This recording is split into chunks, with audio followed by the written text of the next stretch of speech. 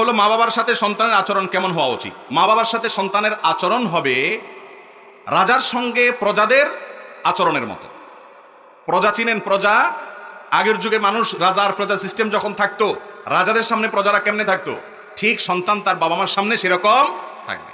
সম্ভবত আব্দুল্লাহ ইবনে আব্বাস রাদিয়াল্লাহু তাআলা আনহু থেকে একটা হাদিস বর্ণিত আছে যে উনি অথবা আব্দুল মাসউদ দুজনের একজন হবেন, যে এক ব্যক্তিকে দেখলেন তার বাপের সাথে যাচ্ছে, কিন্তু দেখে বোঝা যাচ্ছে না বাপকে আর বেটাকে। তখন জিজ্ঞাসা করলেন লোকটা কে? বললেন আমার বাপ। তখন বললেন শোনো, তোমার চলাফেরা থেকে বোঝা যেতে হবে যে ভদ্রলোক তোমার বাপ আর তুমি তার সন্তান। এটা চলাফেরার স্টাইল দেখতে বোঝা যেতে হবে।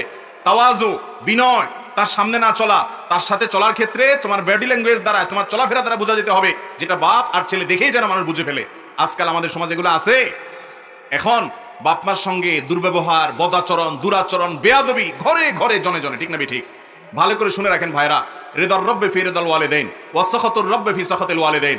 মা বাপকে যদি খুশি রাখতে পারেন আদব লেহাজ করে, তাহলে মালিক খুশি হয়ে যাবেন। মা বাপ যদি নাখোশ থাকে, মালিককে খুশি করার কোনো পথ খোলা নাই। যদি ন্যায়সঙ্গতভাবে মা বাপ আপনার উপরে নারাজ থাকেন, তাহলে আপনার কিন্তু রক্ষার কোনো উপায় নাই, কোনো আমলে কুলাবে না মা বাপ যদি নারাজ থাকে। এই জন্য জান্নাতে যাওয়ার কিছু শর্টকাট রাস্তা আছে, শর্টকাট সংক্ষিপ্ত কিছু রাস্তা আছে, কোনাকুনি।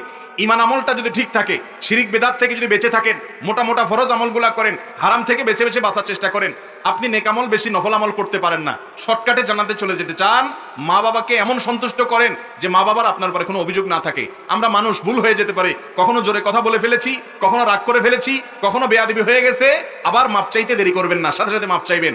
মনে রাখবেন, আপনি আপনার বাবা মার সাথে সুন্দর আচরণ করলে আপনার সন্তান দেখবে বাপ মার সাথে কেমন আচরণ করতে হয়, সেও শিখবে, সেও ভালো আচরণ করবে ইনশাআল্লাহ। তাহলে দেখবেন এর পরিণতি আপনার নিজেকে ভোগ করতে হবে নিজের সন্তানের হাতে। আল্লাহ তাআলা আমাদেরকে মা বাবার হক আদায় করার তৌফিক দান করুন। আব্দুল্লাহ ইবনে আব্বাস রাদিয়াল্লাহু আনহু আরেকটা হাদিস আছে যে কেউ যদি বাপের সামনে এরকম জামা ঝাড়া দেয়, সেও বাবার অবাধ্য হয়ে অবাধ্যতার গুনাহ সে লিপ্ত করলো, এটাও বেয়াদবি হলো। এরকম গুরুত্বপূর্ণ বিষয়। এক সাহাবী তিনি তার মাকে, এক লোক তার মাকে কাঁধে নিয়ে তওয়াফ করতেছে, বয়স্ক মাকে কাঁধে নিয়ে, বৃদ্ধ মানুষ ভার হয়ে গেছে, শরীর ছেড়ে দিছে। তখন এক সাহাবীকে দেখে তিনি বললেন যে আমি কি আমার মার হক আদায় করছি? এত কষ্ট যে ওনার জন্য করতেছি, আমি ওনার ঘোড়া হয়ে গেছি, উট হয়ে গেছি, ওনার বাহন হয়ে গেছি, ওনাকে আমার কাঁধে রাখি, সবকিছু আমি কাঁধে রেখে রেখে করি, নিয়ে যাই নিয়ে আসি, এইরকম সার্ভিস দেই আমি কি মার হক আদায় করছি?